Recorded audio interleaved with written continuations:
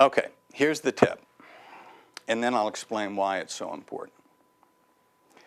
If you're going through some kind of a major change, and it doesn't matter what kind, it could be process reengineering, it could be bringing in an acquisition and integrating it into the system, it could be creating and implementing a new strategy, reorganizing.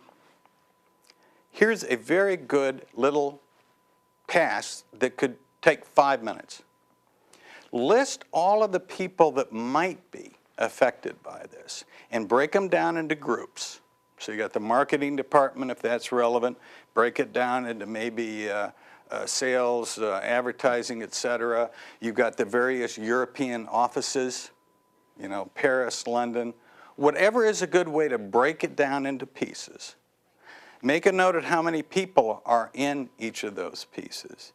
And then stop and think, if this change is going to be successful, how many of those people in each box is going to have to change their behavior in non-trivial ways? Just stop and think about it, write down a number, and then add up all the numbers. Now, so what? What I have found is that people systematically underestimate how many people are going to be affected by some change that they're pushing.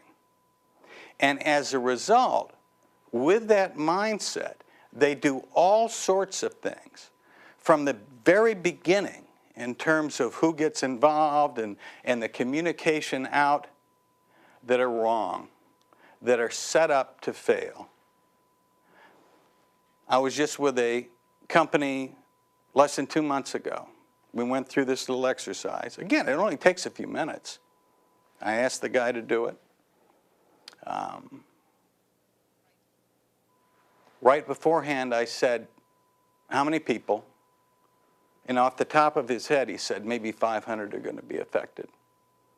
Then he sat down with his paper and pencil, and it came out 5,000. And he goes, ah. Because the difference in the strategy you would use if you're trying to change the behavior of 500 versus 5,000 is very, very different.